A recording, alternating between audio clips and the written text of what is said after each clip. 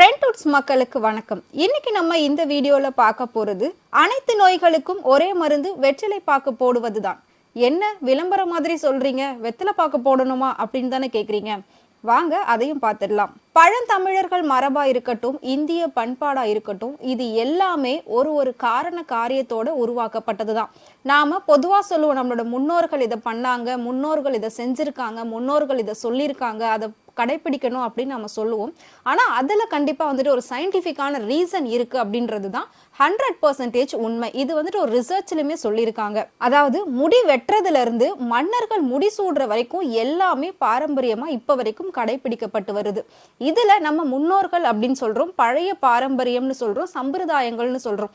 ஆனா உண்மையிலே இதுல சயின்ஸும் இருக்கு. நம்மளோட சடங்குகள்ல பல வாழ்க்கை தத்துவங்கள் அடங்கி இருக்கும். வாழ்க்கை தத்துவத்தை நெறிப்படுத்துறது மட்டும் இல்லாம உடலை வளப்படுத்தக்கூடிய நல்ல விஷயங்களுமே அதுல அடங்கி இருக்கும். வெத்தலையில இவ்வளோ நல்ல விஷயங்கள் இருக்கா அப்படின்றது வெத்தலை போடுறவங்களுக்கே தெரியாது. வெத்தலை பாக்கையும் சுண்ணாம்பையும் ஒன்னா கலந்து கரெக்டான அளவுல அதை சாப்பிடும் போது அது உடலையும் மூளையையும் ரொம்ப சுறுசுறுப்பா வச்சுக்கும். அதே நேரத்துல அந்த வெத்தலையும் சுண்ணாம்பும் நம்மளோட ஹார்ட்டையும் ரொம்ப ஸ்ட்ராங்கா பாத்துக்குதுன்னு சொல்றாங்க. மனுஷ உடம்புல எதுக்காகலாம் நோய் வருது அப்படிங்கிற ஒரு காரணத்தை ஆயுர்வேதத்துல நம்ம சொல்லும் போது உடம்புல இருக்கக்கூடிய வாதம், பித்தம், ஸ்லேத்துமம் இந்த மாதிரி விஷயங்கள் சரியான விகிதத்துல இல்லாம போறதுதான் நம்மளோட உடம்புல நோய் நொடிகள் ஏற்படுறதுக்கான காரணம் அப்படின்னு சொல்றாங்க. ஆனா இது உண்மையிலே ஒரு சரியான காரணம் தான். இந்த 3 சத்துக்களும், அதாவது வாதம், பித்தம், ஸ்லேத்துமம், இந்த 3 சத்துக்களும் கரெக்டா இருந்துச்சு அப்படின்னா நோய்கள் வராம நம்மளால பெருமளவு தடுக்க முடியும் அப்படின்னு சொல்லியிருக்காங்க. இந்த 3 நிலைகளையும் நம்ம சரியா வைக்கணும் அப்படின்னா இதுக்கு தாம்பூலம் அப்படிங்கிறது பெரிய அளவுல உதவுதுன்னு சொல்றாங்க. பாக்குல இருந்து கிடைக்கக்கூடிய துவர்ப்பு நம்ம உடம்புல இருக்கக்கூடிய பித்தத்தை கட்டுப்படுத்துது. சுண்ணாம்புல இருக்கக்கூடிய காரம் வாதத்தை போக்குறதுல ரொம்பவே சிறந்த மருந்தா இருக்கு.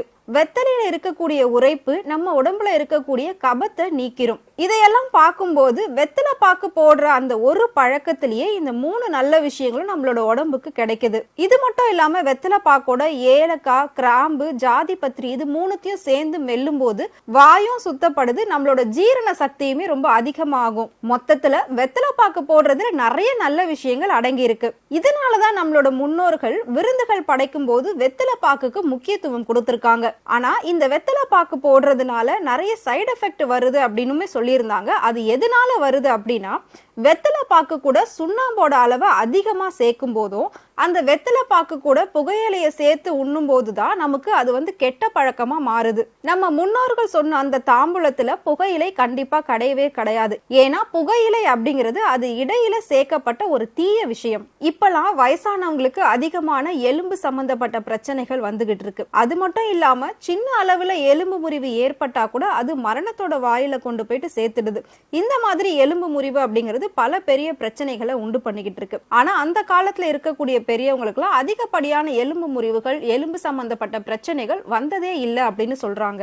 அதுக்கு என்ன காரணம் அப்படின்னா, அவங்களுக்கு அதிகமா தாம்பூலம், அதாவது அவங்களுக்கு அதிகமா அந்த வெத்தலை பாக்கு போடுற பழக்கம் இருந்ததுனாலதான் எலும்பு சம்பந்தப்பட்ட பிரச்சனைகள் எதுவுமே இருந்ததில்லை அப்படின்னு ஒரு ஆய்வுல சொல்லியிருக்காங்க. பொதுவா நிறைய ஹோட்டல்ல பாத்தீங்கன்னா காலையில டிஃபன் சாப்பிட்டு முடிச்சதுக்கு அப்புறமா அங்க ரிசப்ஷன்ல வெத்தலை பாக்கு பீடான்னு சொல்லி வச்சிருப்பாங்க. அதை நம்ம காலையில எடுக்கும் போது அதிகமா அதுல பாக்கு சேர்த்துக்கணும். பாக்கு சேர்க்கறதுனால மத்தியானம் நம்ம சாப்பிட்டதுக்கு அப்புறம் நம்மளோட உடம்புல பித்தம் ஏற்படாம அது தடுக்கும். அதே மாதிரி மத்தியான சாப்பாட்டுக்கு அப்புறமா சுண்ணாம்பு அதிகமா சேர்த்து எடுத்துக்கணும்னு சொல்லியிருக்காங்க. அது நம்மளோட உணவுல உள்ள வாதத்தையும் குறைச்சு நம்மளோட உடம்புல உள்ள கேஸ்ட்ரிக் ப்ராப்ளத்தையும் சரி செய்யுது அப்படின்னு சொல்லியிருக்காங்க.